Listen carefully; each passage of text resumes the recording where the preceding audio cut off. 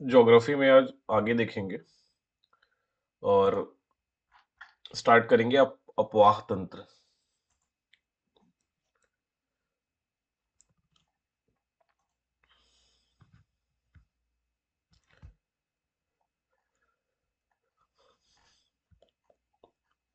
व्यापम के हिसाब से तो कौन सी रिवर कहाँ से ओरिजिनेट हुई है और कहाँ पर उसका मुहाना है, कौन उसकी बड़ी सहायक नदी है, क्या इंपॉर्टेंट डैम्स है उसमें या रिवर प्रोजेक्ट्स हैं, बस इतना ही देखना है व्यापम के हिसाब से। सर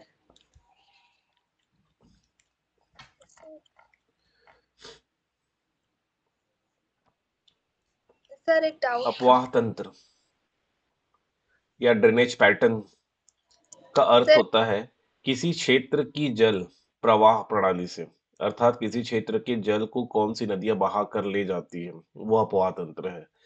अब एक अपवाह तंत्र में बहुत सारी नदी काम करेगी।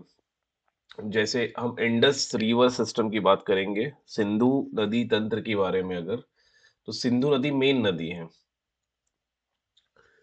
जो, और इसके साथ हम लोग देखेंगे बहुत सारी नदी एसोसिएट रहेगी। श्योक नदी हो गया, और झेलम हो किस झेलम है, चेनाब है, रावी, सतलज, व्यास, ये सारी नदी, और ये इस एरिया के पूरे पानी को बहा करके अरेबियन सागर या अरब सागर में जाकर लेके जा रही है, तो ये पैटर्न कहलाएगा अपवाह तंत्र। इस एरिया के जल को ये नदी और उसकी सहायक नदियां मिलकर अरब सागर तक लेके जा रही है, तो एक अपवाह तंत्र है, सिस्टम है।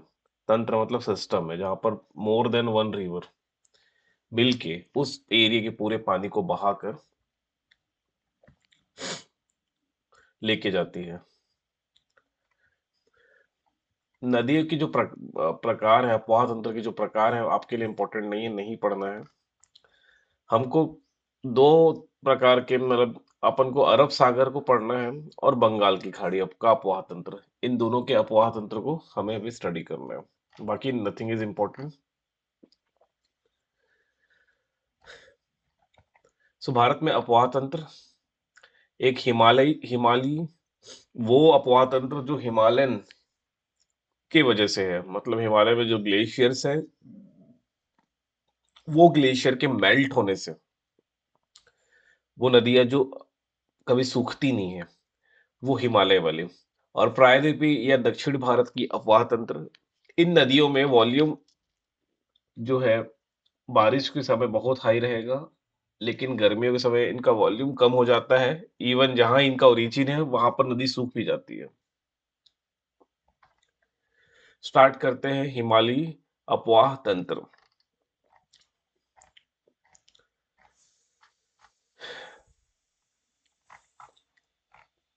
इसमें नोट करिएगा, पहला सिंधु नदी तंत्र, इंडस रिवर सिस्टम। नोट करिए, शॉर्ट में नोट करना है ताकि रिवीजन कर पाए हम।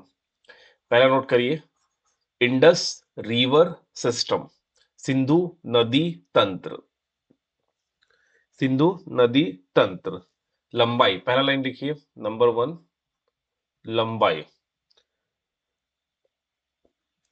तो सिंधु नदी का टोटल लेंथ है 2880 किलोमीटर, 2880 किलोमीटर।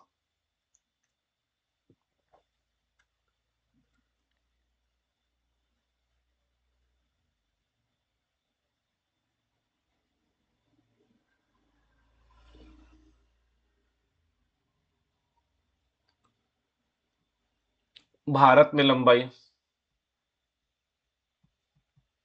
भारत में लंबाई है इसकी 1114 किलोमीटर, 1114 किलोमीटर भारत में लंबाई।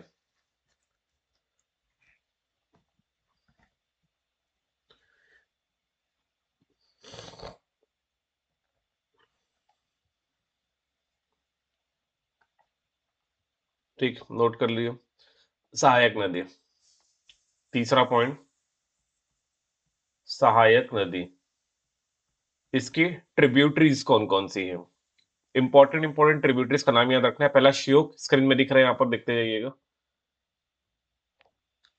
श्योक रिवर, ये पूछा गया है श्योक। फिर काबुल, काबुल नदी, काबुल, फिर गोमल, काबुल, गोमल, ये हो गया काबुल, ये हो गया गोमल।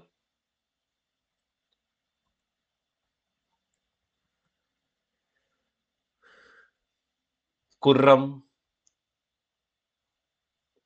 कुर्रम,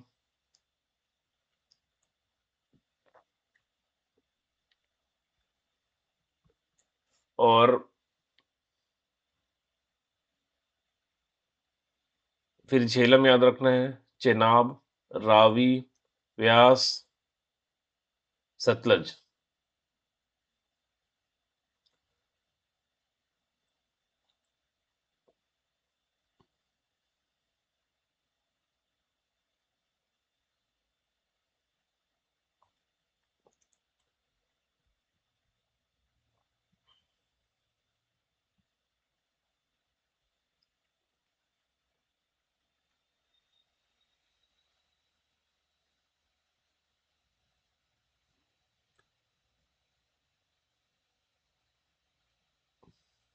उद्गम लिखो, सिंधु नदी का उद्गम।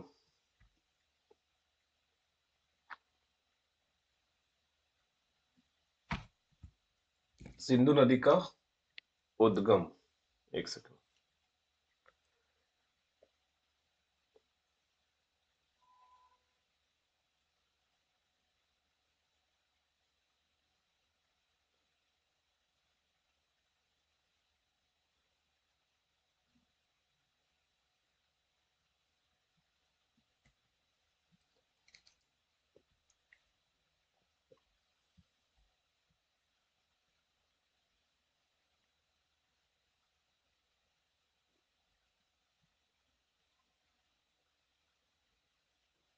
देखो, सिंधु नदी का उद्गम यहाँ पर लिखा है, तिब्बती क्षेत्र में, तिब्बती क्षेत्र में कैलाश पर्वत श्रेणी में, कैलाश पर्वत श्रेणी में, कैलाश पर्वत श्रेणी में बोखरचू, यहाँ लिखा है स्क्रीन में, बोखरचू,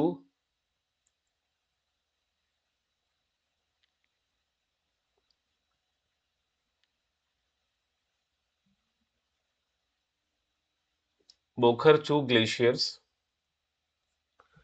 से होता है।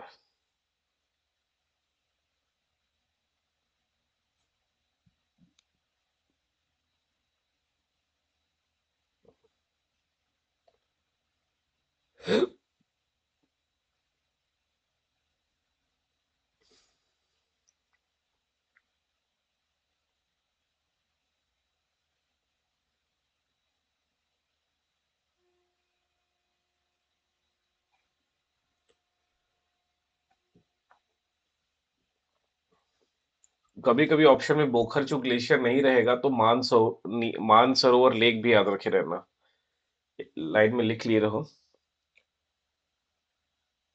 मानसरोवर झील के निकट, ताकि आपके दिमाग में रहे, लिखो आगे, मानसरोवर झील के निकट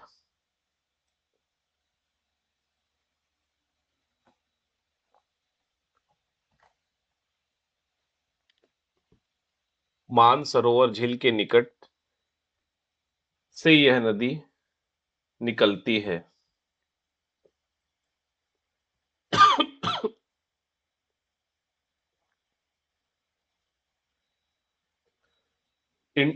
सिंधु नदी, अगला पॉइंट लिखो, सिंधु नदी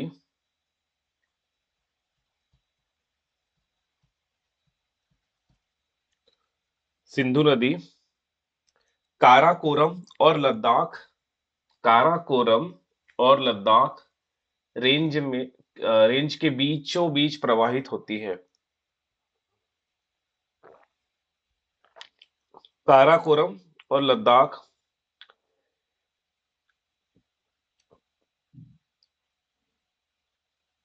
रेंज के बीचों बीच प्रवाहित होती है।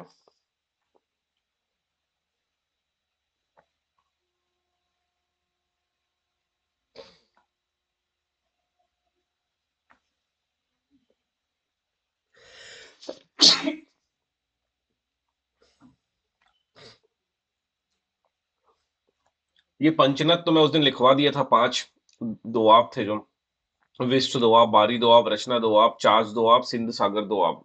ये मैं उस दिन लिखवा दिया था।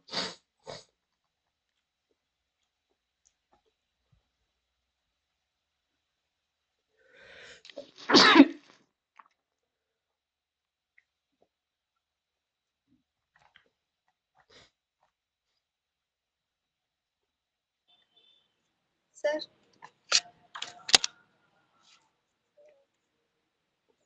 ये लाइन लिख लेना नीचे। सिंधु और ब्रह्मपुत्र नदियों का उद्गम क्षेत्र तिब्बत का पठार है।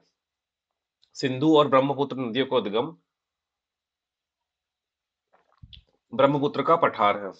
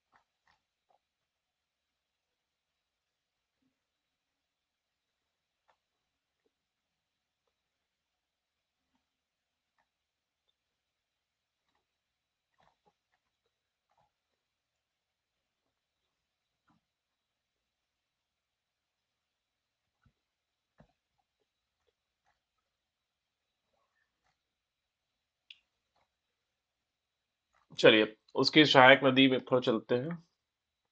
अगला लिखिए सतलज नदी। अगला सतलज नदी।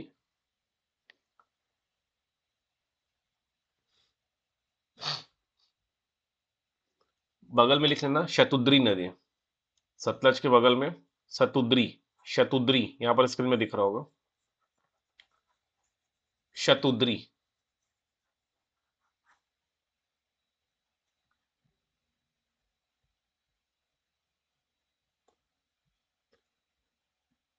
सतलज शतुद्री नदी, प्राचीन नाम इसका शतुद्री है। उद्गम, उद्गम राकस ताल झील। पहला पॉइंट, उद्गम राकस ताल झील। उद्गम राकस ताल झील।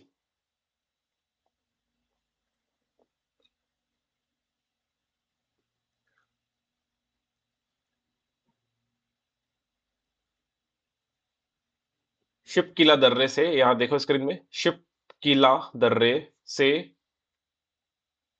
भारत में प्रवेश करती है। शिपकिला दर्रे से भारत में प्रवेश करती है।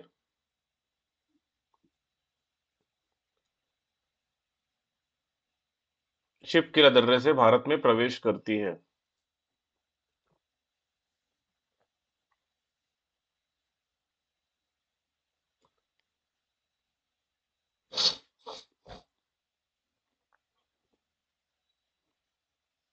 लंबाई वंबाई याद करने की आवश्यकता नहीं है, कितनी लंबी है।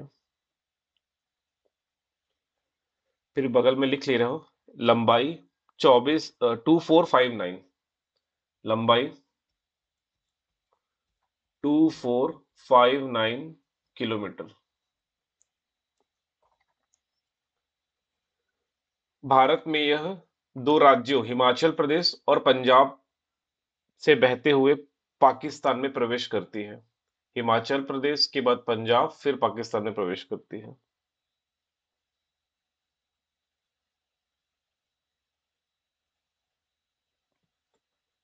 सिंधु नदी की सबसे लंबी सहायक नदी है।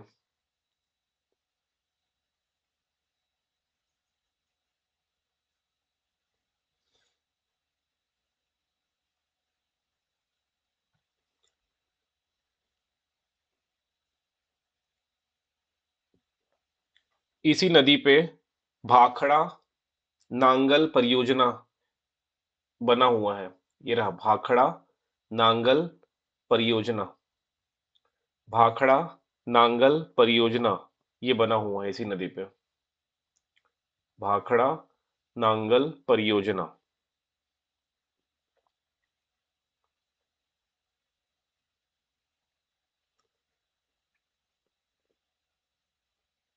भाखड़ा नांगल परियोजना।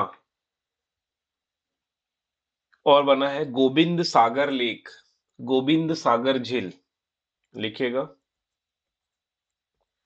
गोविंद सागर झील, हिमाचल प्रदेश में।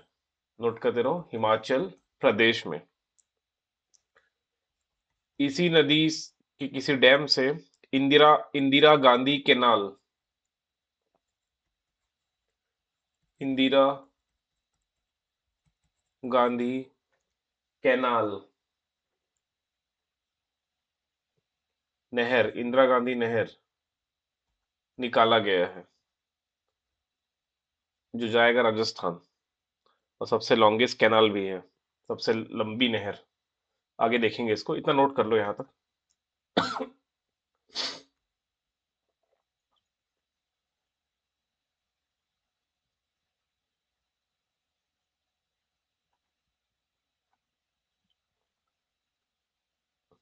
अगला चेनाब।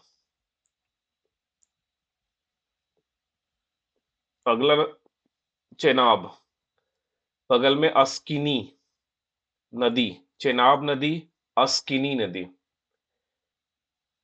चेनाब का प्राचीन काल में अस्किनी,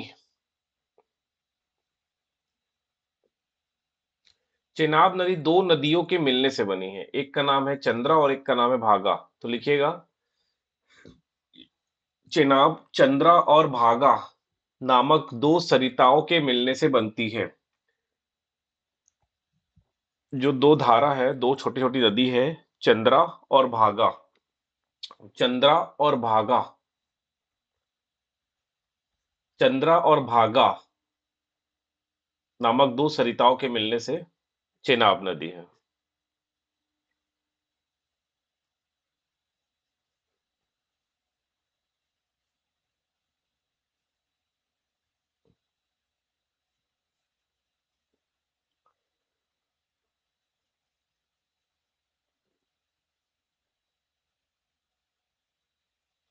इसलिए चेनाब को चंद्रभागा नदी के नाम से भी जाना जाता है।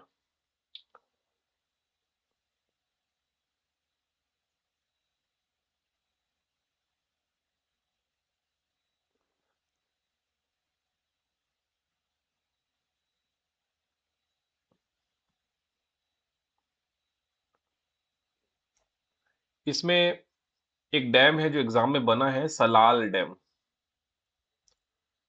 सलाल डैम, सलाल डैम का नाम याद रखना। दुलहस्ती, दुलहस्ती परियोजना, इसको याद रखना। दुलहस्ती परियोजना।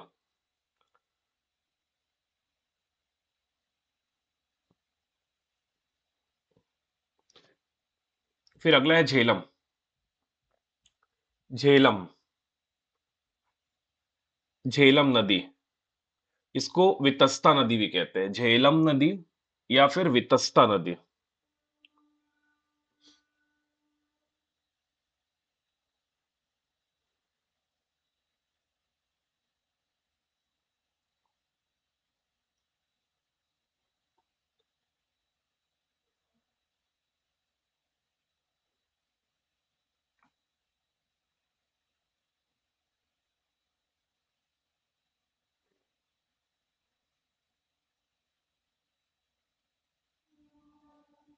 ये इसका उद्गम लिखिएगा, उद्गम या ओरिजिन।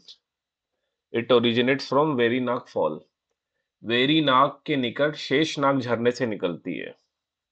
वेरीनाग के निकट शेषनाग, शेष नाग झरने से निकलती है।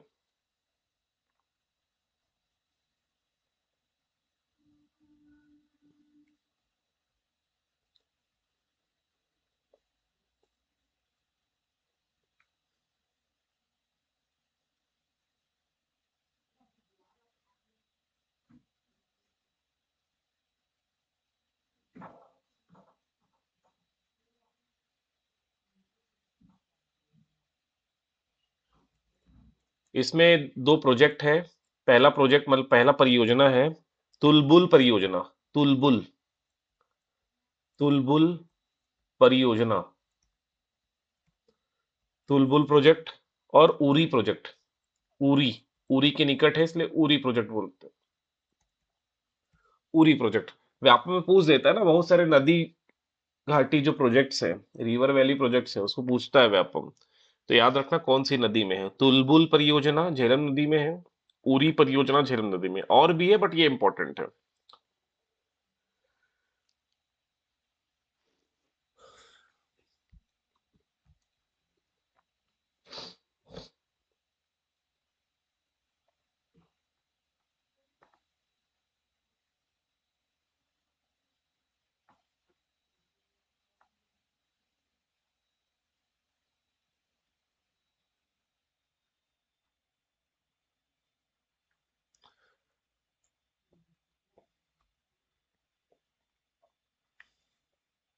एक है वूलर झील, इसी में लिखिएगा झेलम नदी में है। आगे लिखिएगा वूलर झील। वूलर झील एक लेक है, वूलर लेक बोलते हैं। ठीक है। ये फ्रेश वाटर लेक है ना, मीठे पानी का झील है, नोट कर दीजिएगा, मीठे पानी का झील। मीठे पानी का झील फ्रेश वाटर लेक है। Fresh water lake. ठीक। इस नदी को पोषित करती है झेलम नदी। झेलम नदी द्वारा, झेलम नदी द्वारा पोषित, लिख देना, झीलम झेलम नदी द्वारा पोषित। Fed by Jhelum river. Fed by Jhelum river. कहां पर है ये वुलर झील? कश्मीर में। कहां पर है वुलर झील? कश्मीर। ठीक है।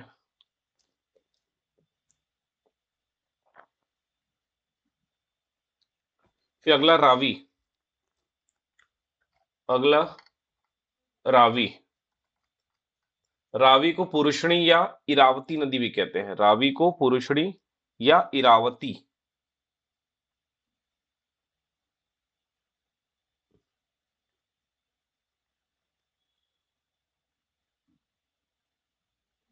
इसका उद्गम लिखिएगा। उद्गम, उद्गम लिखिए कुल्लू हिल्स, कुल्लू की पहाड़ियों में स्थित रोहतांग दर्रे के पास से। कुल्लू की पहाड़ियों में स्थित रोहतांग दर्रे के पास से। कुल्लू हिल्स नियर रोहतांग पास इन हिमाचल प्रदेश। कुल्लू पहाड़ियों में स्थित रोहतांग दर्रे के पास हिमाचल प्रदेश से।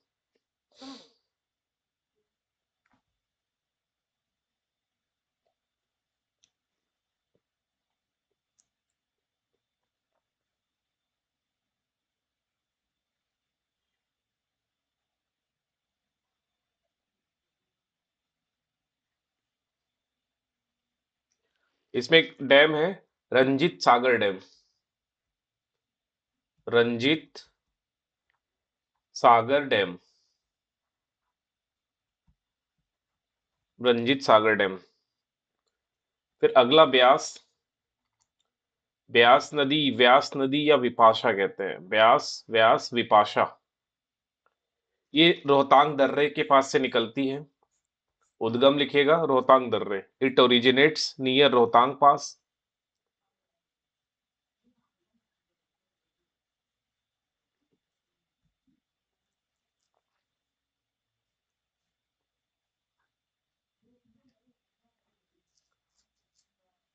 ये 5 नदी पढ़ लिए हम लोग, कौन कौन सी? ब्यास, रावी, सतलज, है ना, झेलम, ये सब पढ़े हैं। जिसमें से ये व्यास ही एक ऐसी नदी है, this river is located entirely Indian territory. ये जो नदी है ना, ये पूरी तरह से भारत में है। ये कहीं और से नहीं निकलती और भारतीय क्षेत्र में ही बहती है। ठीक, तो लिख लेना, this river is located entirely in Indian territory, Himachal Pradesh and Punjab only. जो ब्यास है वो भारतीय क्षेत्र में ही बहती है, पंजाब और पाकिस्तान में।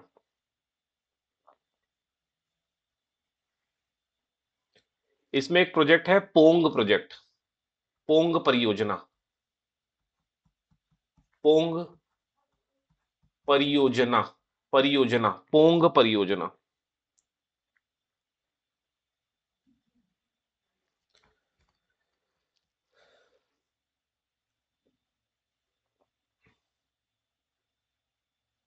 तो इतना ही पढ़ना है आपको सिंधु घाटी, सिंधु नदी परियोजना में इतना ही पढ़ना है। इसी को बार बार याद करते रहो तो पूरा याद हो जाएगा। अगला डालिए गंगा नदी तंत्र। अगला गंगा नदी तंत्र, गंगा नदी तंत्र।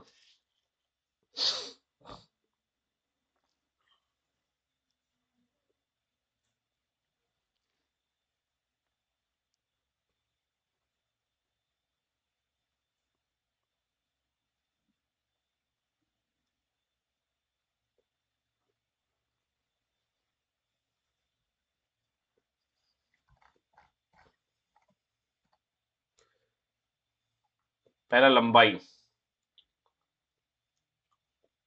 गंगा नदी तंत्र पहला लंबाई तो 25-25 किलोमीटर, 25-25 किलोमीटर, 25-25, 2525, 2525 किलोमीटर इसका लेंथ है।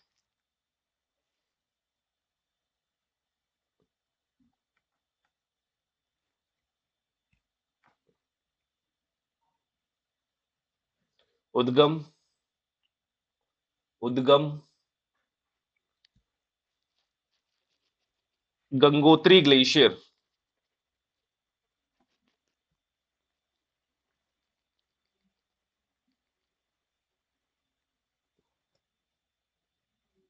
गंगोत्री ग्लेशियर, गौमुख ब्रैकेट में लिख लेना, गौमुख, गंगोत्री ग्लेशियर, गंगोत्री ग्लेशियर या हिमनद भी बोल सकते हो, हिमनद ब्रैकेट में लिखना। गौमुख बोलते हैं उस ग्लेशियर को, गौमुख बोलते हैं, गौमुख, उत्तराखंड में, उत्तराखंड।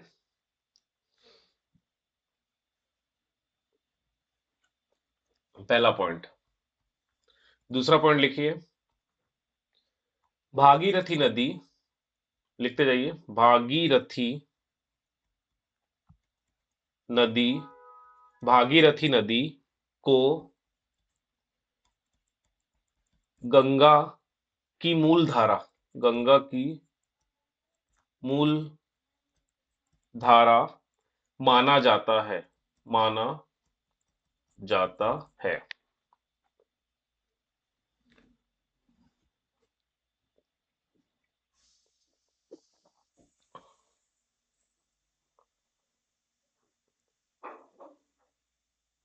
अगर देखोगे गंगा नदी 5 राज्यों से होते हुए निकलती है। वो पांचों राज्यों में कौन कौन से इंपॉर्टेंट प्लेसेस है उनको मार्क करना है। पहला है उत्तराखंड, उत्तराखंड में तो गंगोत्री एक प्लेस है, टिहरी, ऋषिकेश, हरिद्वार, तो दो याद रखिए, ऋषिकेश याद रखिए, ऋषिकेश, हरिद्वार, ये दो इंपॉर्टेंट प्लेस है। गंगोत्री भी एक प्लेस है। फिर यूपी, यूपी में 3 प्लेसेस का नाम याद रखो, कानपुर, कानपुर, प्रयागराज, प्रयागराज, वाराणसी।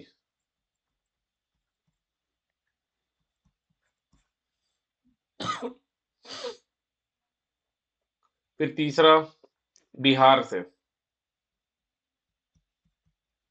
बिहार से याद रखो पटना, पटना में ही ना सोन नदी और गंगा नदी का संगम है, याद रख, लिख लो वहीं पर, पटना में ही सोन नदी और गंगा नदी का संगम है। बिहार के पटना, बक्सर,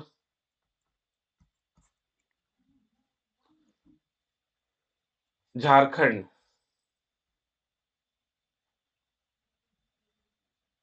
झारखंड के राजमहल,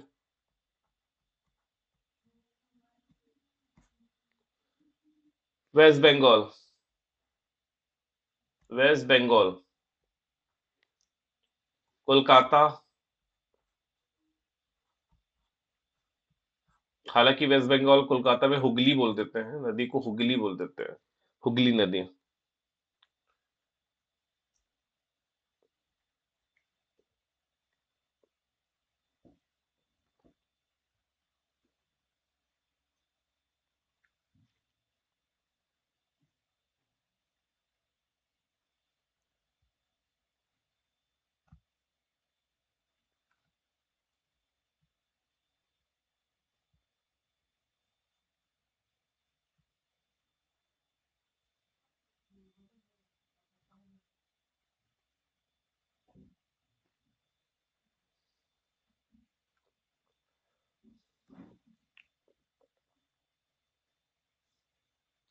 सहायक नदी,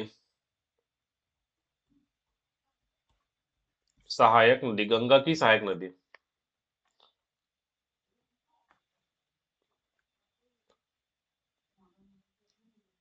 सहायक नदी में लिखो, यमुना, यमुना, घाघरा, घाघरा, गंडक, गंडक, कोसी, रामगंगा,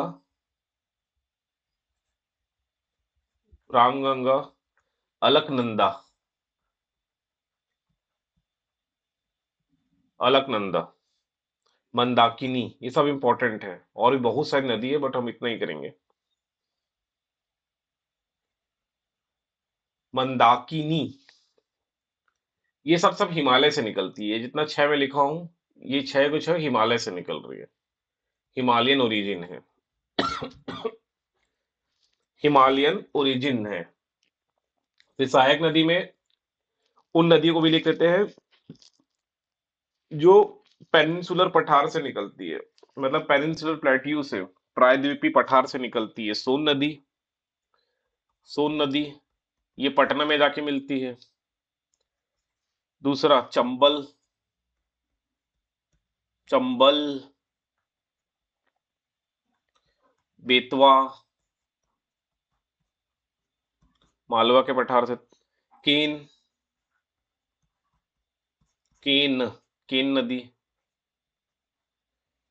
टोन्स नदी, पांचवा टोन्स, टोन्स नदी।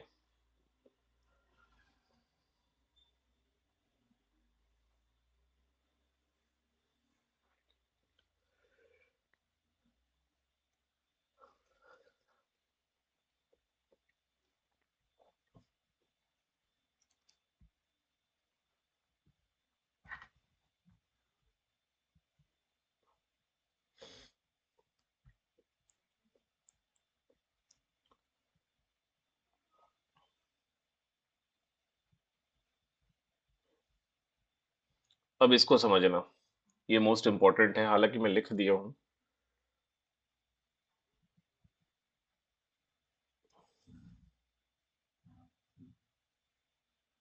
एक मेरे साथ आप लोग बनाइएगा।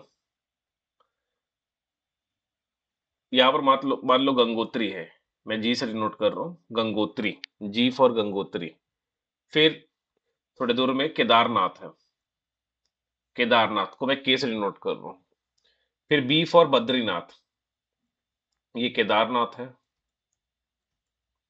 ये बद्रीनाथ है, और ये गंगोत्री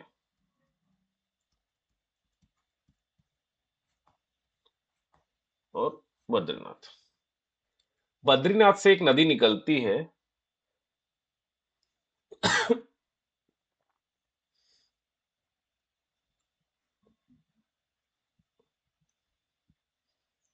जिसका नाम है अलकनंदा। बद्रीनाथ से एक नदी निकली, ऐसे निकल रही है, इसका नाम है अलकनंदा। लिखिएगा, बद्रीनाथ से एक नदी निकली,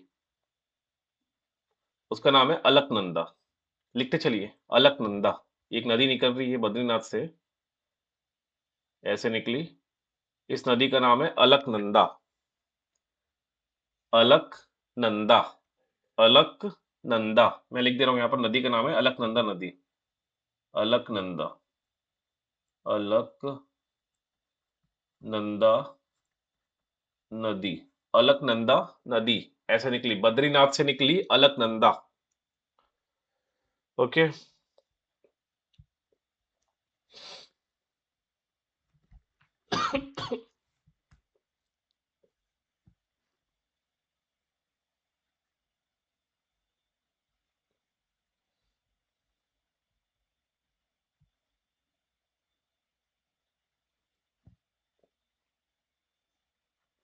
अब ध्यान से देखिएगा, बद्रीनाथ से निकली अलकनंदा, फिर कहीं से धौली गंगा आई, ऐसे धौली गंगा आके मिली। धौली गंगा, नदी का नाम था धौली गंगा। नदी का नाम है धौली गंगा, मैं लिखते जा रहा हूं यहाँ पर, धौली गंगा, धौली गंगा। धौली गंगा आके मिलती है अलकनंदा नदी में। जहां नहीं समझ में आया बताइएगा। ये है अलकनंदा निकली बद्रीनाथ से, एक नदी धौली गंगा इसमें आके मिलती है अलकनंदा में। तो उस प्रयाग जहां पर दो नदी मिल रही है, सर तीन नदी मिल रही है, हमको उसको प्रयाग बोलते हैं। तो यहाँ पर एक प्रयाग सर हुआ, कि हमको इस कौन प्रयाग बताना को बोलते पड़ेगा हैं सर? विष्णु प्रयाग। प्रयाग का नाम है विष्णु प्रयाग। प्रयाग का नाम है विष्णु प्रयाग, विष्णु प्रयाग। ठीक, अलकनंदा और धौली गंगा के संगम को बोलते हैं विष्णु प्रयाग, विष्णु प्रयाग। फिर आगे, थोड़ा थोड़ा आगे चलने पे, अब ये नदी अलकनंदा ही है ना, अलकनंदा में भले धौली गंगा मिल गई विष्णु प्रयाग में, लेकिन नदी जो है वो अलकनंदा ही प्रवाहित हो रही है, नाम धौली गंगा नहीं हुआ। अलकनंदा आगे जाने पे, थोड़ा आगे जाने पे नंदाकिनी नदी, नंदाकिनी, नंदाकिनी नदी आके मिलती है। ये नदी का नाम है नंदाकिनी नदी। नंदाकिनी, नॉट मंदाकिनी नहीं, नंदाकिनी नदी, ये सब नदी है। धौली गंगा नदी है, नंदाकिनी नदी है। ये आके मिलती है अलकनंदा में, अलकनंदा में आके मिलती है। और प्रयाग का नाम है नंद प्रयाग। प्रयाग का नाम है नंद प्रयाग, नंद, नंद प्रयाग। अब नदी फिर आगे बढ़ी, अलकनंदा ही है, नदी तो अलकनंदा ही है। अब इस नंदाकिनी नदी में थोड़ा आगे में पिंडार गंगा, एक नदी का नाम है पिंडार गंगा। पिंडार गंगा आके मिलती है, नदी का नाम है पिंडार गंगा, पिंडार गंगा।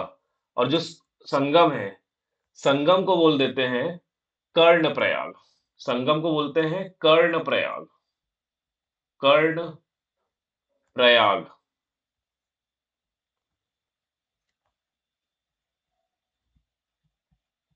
कर्ण प्रयाग। अब नदी फिर आगे बढ़ेगी। उसके बाद कर्ण प्रयाग के बाद केदारनाथ से एक नदी निकलते हुए आती है। केदारनाथ से एक नदी आ रही है, केदारनाथ से निकलते हुए। उस नदी का नाम है मंदाकिनी नदी, मंदाकिनी, मंदाकिनी नदी।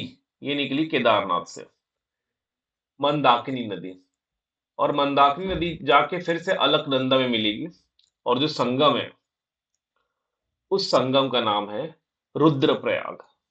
संगम का नाम है रुद्र प्रयाग। ठीक, नदी का नाम चेंज नहीं हुआ, अभी भी अलकनंदा ही है। नदी फिर आगे बढ़ी है अलकनंदा। फिर गंगोत्री से एक नदी निकलेगी, गंगोत्री से, गंगोत्री से नदी निकलेगी भागीरथी। भागीरथी, नोट कर लीजिएगा, भागीरथी, भागीरथी, गंगोत्री से निकली भागीरथी। और ये आ रही है बद्रीनाथ से अलकनंदा। तो भागीरथी और अलकनंदा नदी मीट करती है एट देवप्रयाग। प्रयाग का नाम है देवप्रयाग, देवप्रयाग। और यहां से जहां भागीरथी अलकनंदा से मीट करती है वहां से नदी का नाम परिवर्तन होता है और वहां से हम बोलना चालू करते हैं नदी को गंगा नदी। यहां से नदी का नाम परिवर्तन होके हो जाता है गंगा नदी। किसी को डाउट है यहाँ पर तो बताइएगा।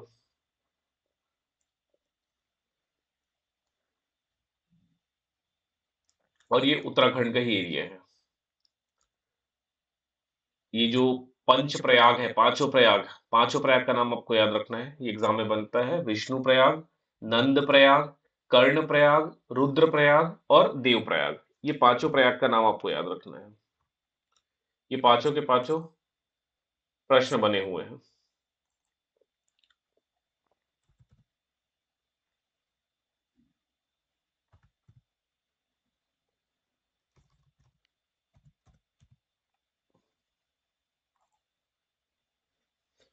ठीक।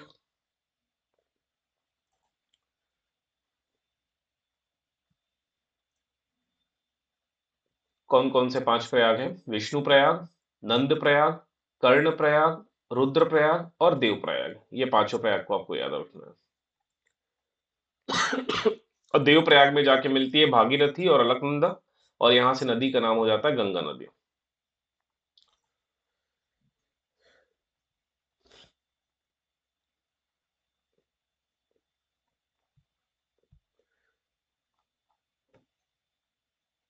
फिर आपको दिख रहा है ये नदी आगे बढ़ेगी बढ़ेगी बढ़ेगी।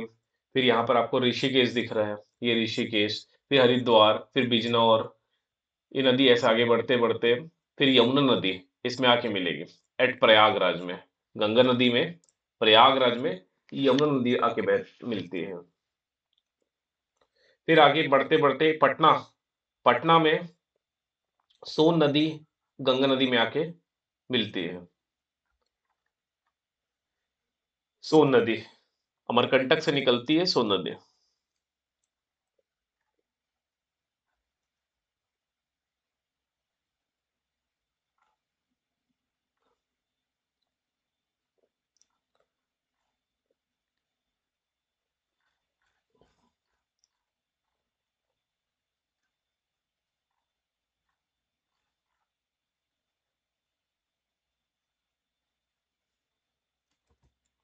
भागीरथी और अलकनंदा जो नदी है, इनके मिलने से गंगा निकली। ये गंगा, अब गंगा आगे बढ़ती है बढ़ती है बढ़ती है गंगा नाम से ही, मतलब हमारे उत्तर भारत में इस नदी को गंगा गंगा गंगा के नाम से ही जाना जाता है। ठीक, गंगा नदी। फिर फरक्का बैराज, फरक्का मतलब वेस्ट बंगाल में। फरक्का बैराज, फरक्का बैराज में क्या होता है? एक सेकंड रुकिए।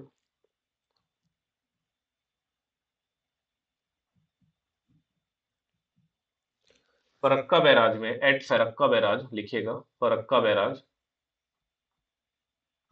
फरक्का बैराज गंगा की ना दो शाखाओं में डिवाइड हो जाती है गंगा। एक जो बांग्लादेश में प्रवेश करती है और एक जो भारत में ही प्रवाहित होते हुए बंगाल की खाड़ी में मिल जाती है। जो भारत में प्रवाहित होती है उसको बोलते हैं हुगली नदी। उस शाखा का नाम है हुगली नदी। हुगली नदी, इसको भागीरथी नदी भी कहते हैं। हुगली नदी को भागीरथी, भागीरथी नदी भी कहते हैं। ये भारत में प्रवाहित होती है और इसका एक शाखा ऐसे आगे बढ़ता है। एक शाखा आगे बढ़ेगा। मैं इसको थोड़ा मिटा देता हूँ, एक सेकंड। एक शाखा जो थोड़ा आगे बढ़ेगी, ये हुगली नदी ना कलकत्ता से प्रवाहित होगी ना। कलकत्ता जो शहर है उसके बीचों बीच जो नदी बहती है वो है हुगली नदी, जो कि गंगा की एक शाखा है। जो फरक्का बैराज के पास से गंगा जो है दो शाखाओं में विभाजित हो गई। एक सेकंड रुकिए। ये देखो, ये गंगा नदी ऐसे आई आई आई आई आई और जैसे फरक्का बैराज के पास से गंगा नदी दो शाखों में डिवाइड हो गई। पहली शाखा कलकत्ता से होकर गुजरी, जिसको हुगली नदी बोल देते हैं कलकत्ता में, या भागीरथी नदी। और दूसरी शाखा बांग्लादेश प्रवेश करेगी, बांग्लादेश, दूसरी शाखा बांग्लादेश में प्रवेश करेगी। ये फरक्का बैराज है, यहाँ पर ये फरक्का बैराज, फरक्का बैराज। अब दूसरी जो नदी है वैसे आगे बढ़ के बांग्लादेश में प्रवेश करेगी, बांग्लादेश, बांग्लादेश में प्रवेश करेगी, जहां इसको पद्मा बोलेंगे, पद्मा नदी, पद्मा नदी, पद्मा। समझ में आया, ये पद्मा। अब ये तो बंगाल की खाड़ी है, बंगाल की खाड़ी, बंगाल की खाड़ी में हुगली भी जाके समाहित हो गई, पद्मा भी। लेकिन पद्मा जैसे ही बांग्लादेश में प्रवेश करती है नदी, उसका नाम गंगा नदी का नाम परिवर्तन होके हो जाता है पद्मा। फिर यहां से आ रही है ब्रह्मपुत्र। अब ब्रह्मपुत्र और गंगा जहां पर मीट करते हैं, एक दूसरे से मिलते हैं, उसके बाद नदी का फिर से नाम चेंज हो जाता है। अब उसको बोलते हैं मेघना, मेघना। और मेघना ही जाके बंगाल की खाड़ी में मिलती है। ओके, बांग्लादेश में प्रवेश करी नदी, तब नदी का नाम हो गया पद्मा, पद्मा, पद्मा नाम से वो बांग्लादेश में बह रही है। फिर थोड़े टाइम बाद उसमें आके मिली ब्रह्मपुत्र नदी, ब्रह्मपुत्र नदी आके मिलने से नदी का नाम चेंज हो गया मेघना। याद रखे रहना, बस इतना इंपॉर्टेंट है। ये भी सब एग्जाम में प्रश्न नहीं बनेगा।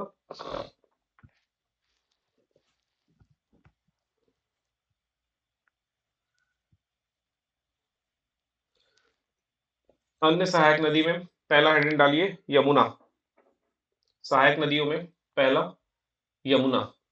अच्छा, सुंदरबन डेल्टा, सुंदरबन डेल्टा का निर्माण यही गंगा नदी करती है ना, जो पूरे विश्व का सबसे बड़ा डेल्टा है, सबसे बड़ा डेल्टा है विश्व का। सुंदरबन को तो नेशनल पार्क भी घोषित किया गया है, इतना बड़ा डेल्टा है ये।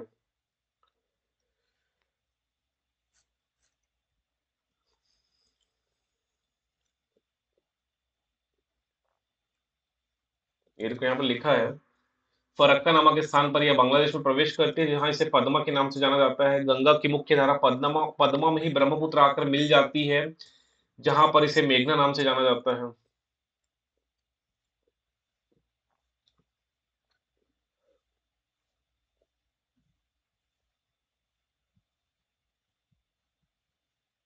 चलिए लिखिए सर पहला, यमुना नदी का एक बार लिखो दोबारा बोलिए। यमुना, यमुना नदी पहला, यमुना। गंगा की सबसे बड़ी सहायक नदी, पहला पॉइंट, गंगा की सबसे बड़ी सहायक नदी। उद्गम यमुनोत्री ग्लेशियर उत्तराखंड, उद्गम यमुनोत्री ग्लेशियर, यमुनोत्री ग्लेशियर उत्तराखंड।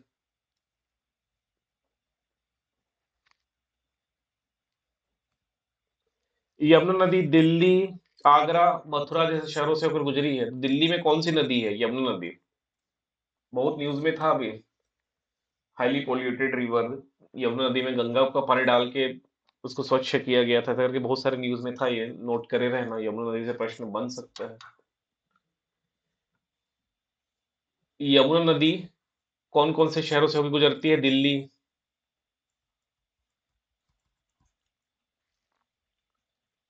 आगरा,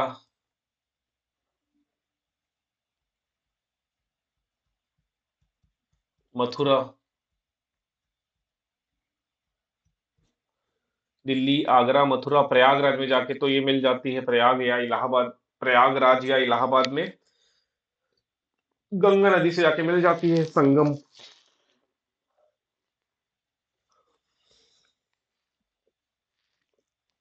इसकी सहायक नदी कौन कौन सी है, चंबल, केन, रिहंद, हिंडन, नोट करके रखे रहो इसकी सहायक नदी।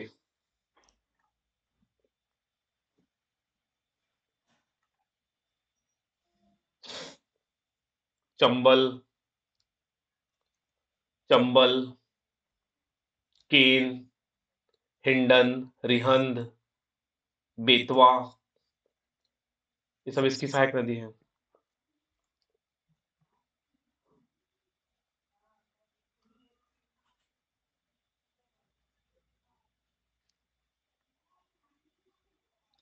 चंबल, सीन, बेतवा, केन। यमुना की लंबाई 1370 किलोमीटर। यमुना की लंबाई 1370 किलोमीटर, लंबाई 1370 किलोमीटर।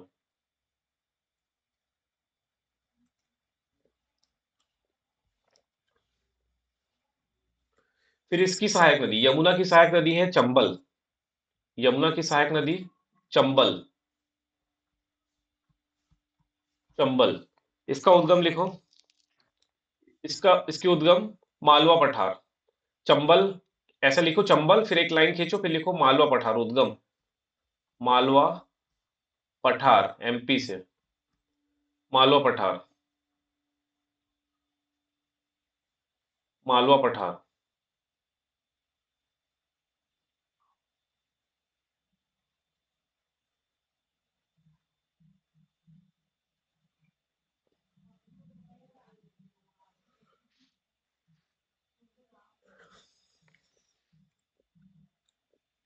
और इसी चंबल नदी में गांधी सागर बांध बनाया गया है। गांधी सागर बांध, गांधी सागर डैम बनाया गया है। सेकंड लिखिए गंडक नदी।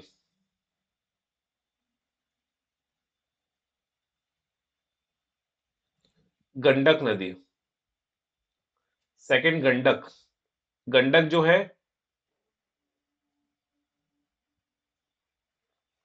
गंडक, ये गंगा की सहायक नदी है।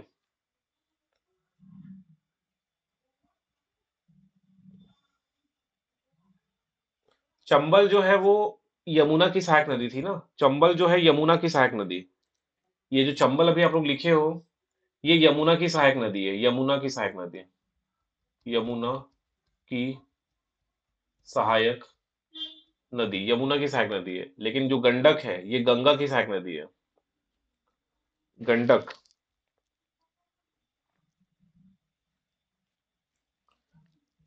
उद्गम नेपाल, नेपाल से, और संगम सोनपुर, पटना गंगा में। संगम, बस दो दो लिखो, एक लाइन लिखो उद्गम, एक लाइन लिखो संगम। उद्गम कहां से? नेपाल, उद्गम नेपाल से। संगम सोनपुर, पटना गंगा में।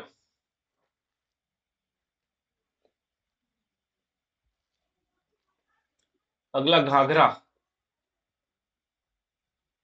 घाघरा,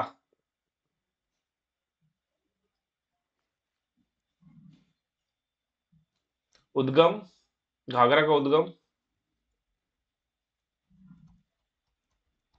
उद्गम माप चाचुंगो ग्लेशियर, माप चाचुंगो ग्लेशियर या हिमनद, ग्लेशियर या हिमनद, तिब्बत से। तिब्बत का पठार,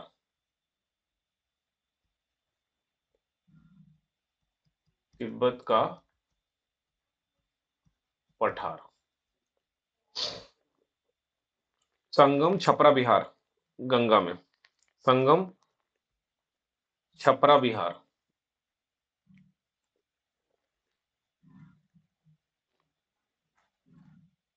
छपरा बिहार, संगम। अगला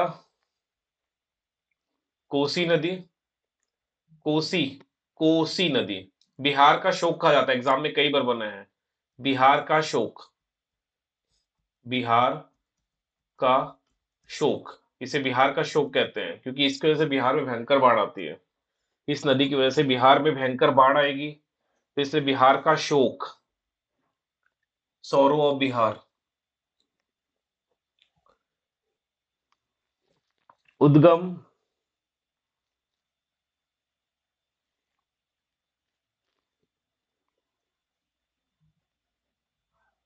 नेपाल।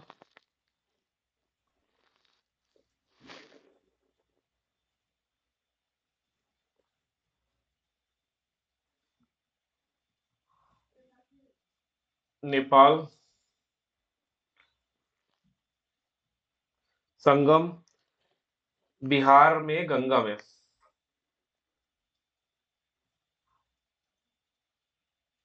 कोसी नदी जो है ना, सर्वाधिक बार अपने मार्ग बदलने के लिए कुख्यात है। कोसी नदी सर्वाधिक बार अपने प्रवाह मार्ग को बदला है, वो अपना मार्ग बदल लेती है, इस वजह से बहुत ज्यादा बाढ़ आता है। कोसी। फिर रामगंगा, अगला हेडिंग, रामगंगा।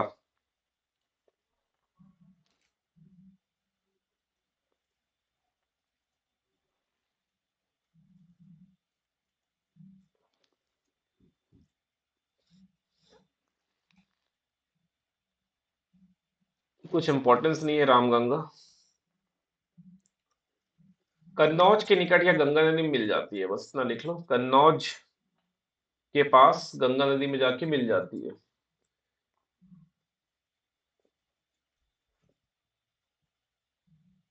फिर गोमती नदी, अगला गोमती नदी।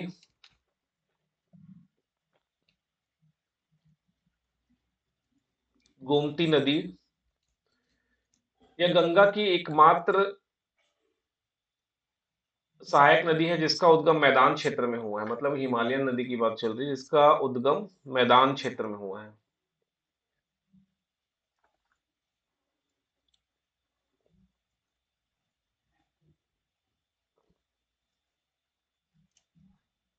फिर है दामोदर नदी, अगला दामोदर नदी, इसकी उद्गम छोटा नागपुर के पठार, छोटा नागपुर के पठार से हुई है।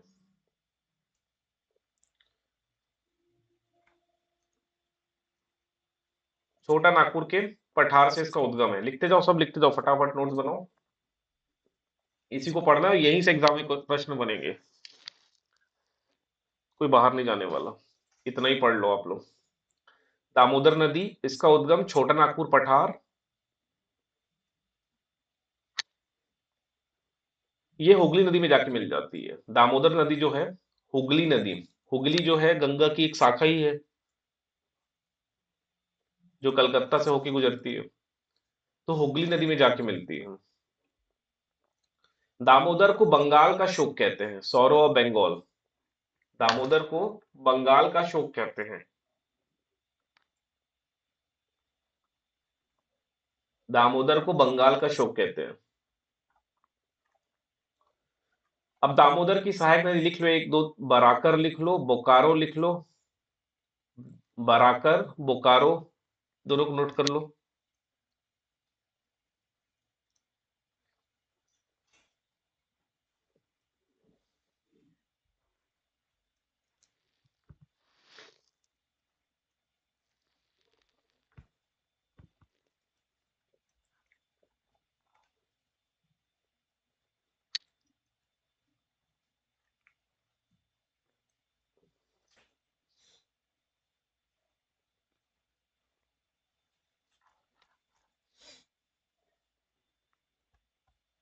सोन नदी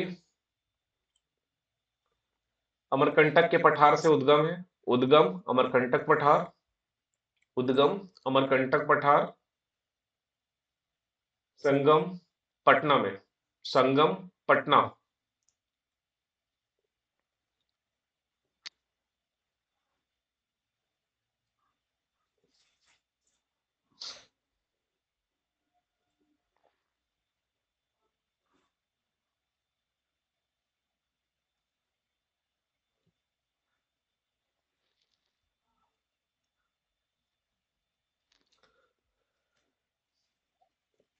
अगला लिखना ब्रह्मपुत्र नदी तंत्र, खत्म, गंगा नदी तंत्र समाप्त हो गया।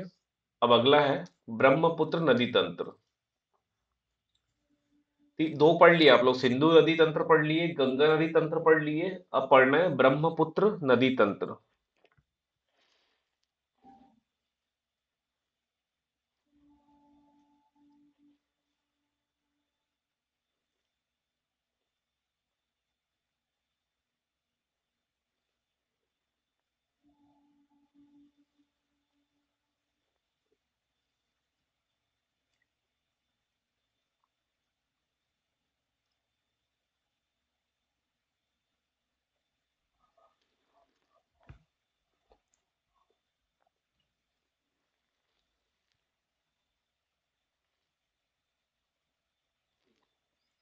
चलो लिखिए, फर्स्ट पॉइंट लिखिए, उद्गम। ब्रह्मपुत्र नदी का उद्गम।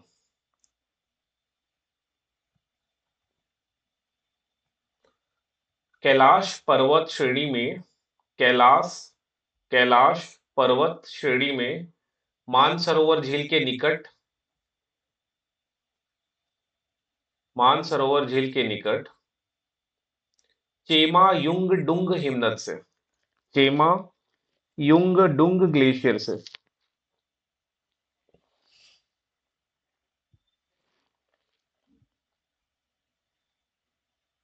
ब्रह्मपुत्र।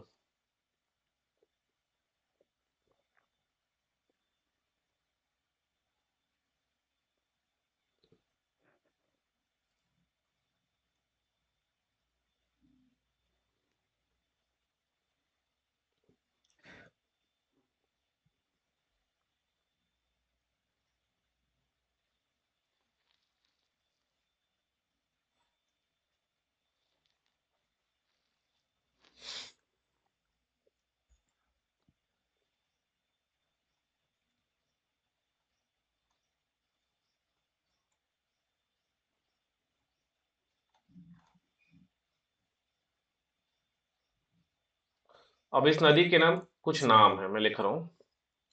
जब तिब्बत से निकलती है तो तिब्बत में इस नदी को, तिब्बत में इस नदी को बोलते हैं सांगपो नदी। सांगपो, सांगपो नदी के नाम से जाना जाता है तिब्बत में,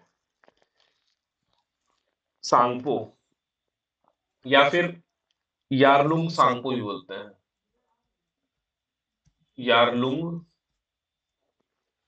सांगपो। आप लोग सांगपो याद रख लो, चल जाएगा। सांगपो नदी तिब्बत में। फिर अरुणाचल प्रदेश में इसको दिहांग नदी के नाम से जाना जाता है, अरुणाचल प्रदेश में। अरुणाचल प्रदेश में दिहांग,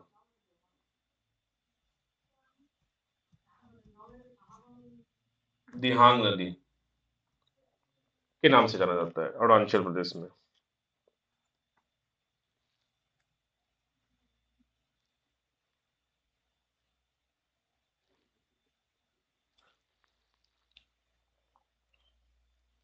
उसके बाद अरुणाचल प्रदेश के आगे इसको ब्रह्मपुत्र के नाम से जाना जाता है, ब्रह्मपुत्र नदी के नाम से जाना जाता है। उसके आगे बांग्लादेश, जब ये बांग्लादेश में घुसती है,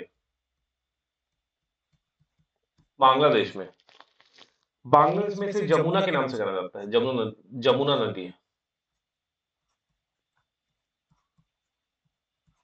बांग्लादेश में इसे जमुना नदी के नाम से जाना जाता है।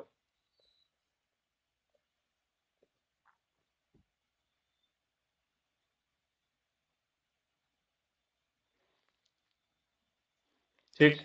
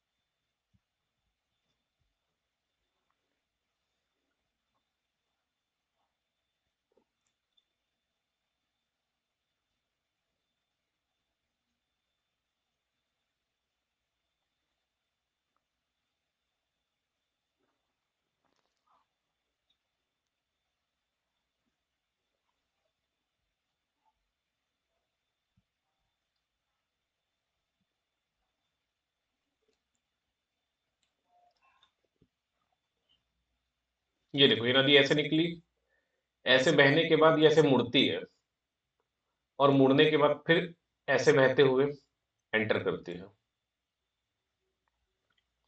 ठीक, जमुना नाम बांग्लादेश में, फिर गंगा नदी के मिलने के बाद ये मेघना नाम से अंततः लास्ट में बंगाल की खाड़ी में मिलती है। एक लाइन लिखिएगा, विश्व की सबसे बड़ी नदी द्वीप माजुली द्वीप है। माजुली विश्व का सबसे बड़ा नदी द्वीप है। सबसे बड़ा, ये बना है प्रश्न एग्जाम में, सीजीपीएससी में बना है। विश्व की सबसे बड़ी river island Majuli island, Majuli island.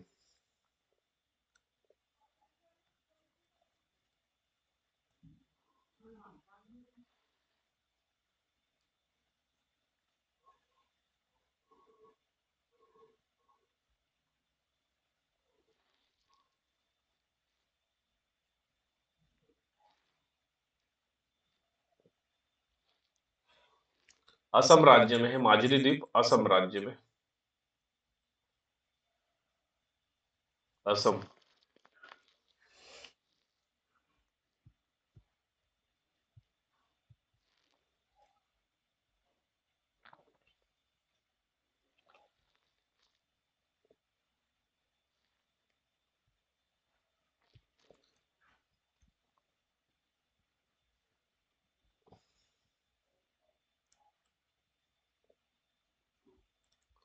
इसकी कोई सहायक नदी के नाम लिख लो, सहायक नदी के नाम।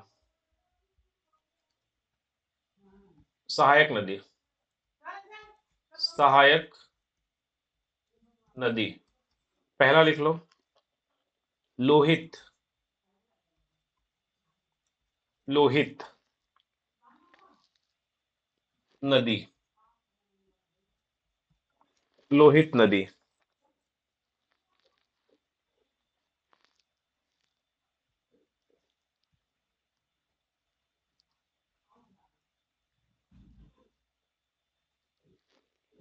दूसरा लिख लो,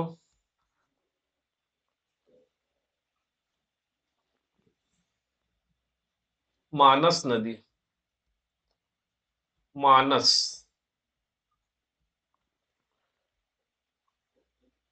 तीसरा तीस्ता नदी। है बहुत सारे, बट जो काम के हैं, बस वही लिखा रहा हूँ जो एग्जाम में प्रश्न बने हुए हैं। तीस्ता नदी, सुबनसिरी नदी, सुबन सीरी, सुबन सीरी नदी, सुबन सीरी नदी।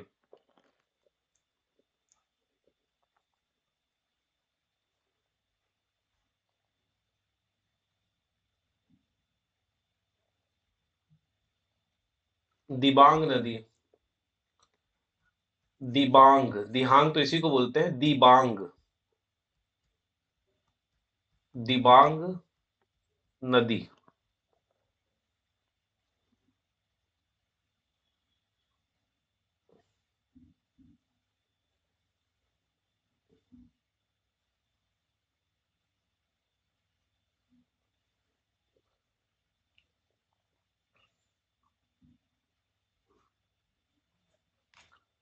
भारत में ये नदी किन किन राज्यों से होकर गुजरती है? तो भारत में ये नदी अरुणाचल प्रदेश, लिखते जाओ। भारत में ये नदी अरुणाचल प्रदेश, अरुणाचल प्रदेश से। दूसरा असम, उसके बाद असम, उसके बाद मेघालय, नागालैंड,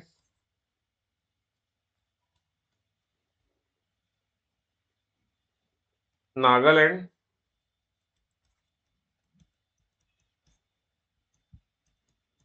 नागालैंड, वेस्ट बंगाल, सिक्किम। हो सकता है बाउंड्री बाउंड्री में हो, असम मेघालय की बाउंड्री में हो, वेस्ट बंगाल सिक्किम की बाउंड्री में हो। तो इतने राज्यों से होकर गुजरती है।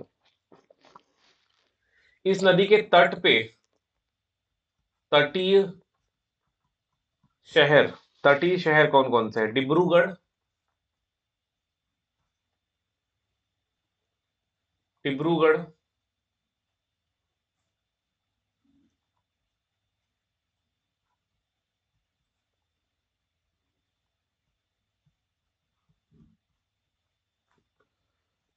दूसरा गुवाहाटी। गुवाहाटी।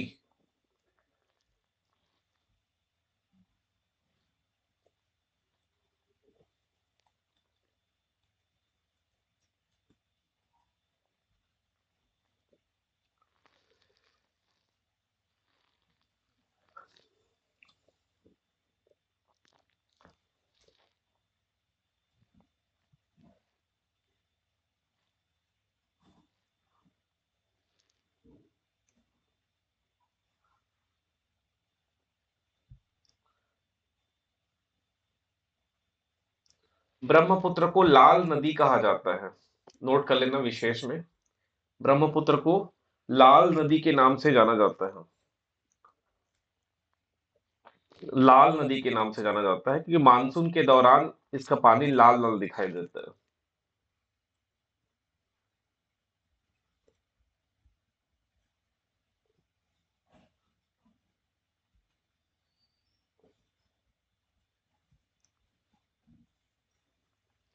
मानसून के दौरान इसका पानी लाल हो जाता है, तो लाल नदी।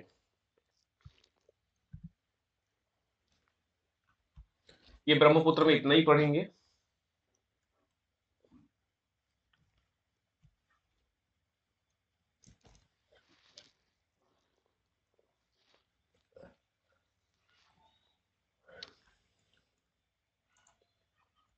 चलो थोड़ा देर मैच देखते हैं।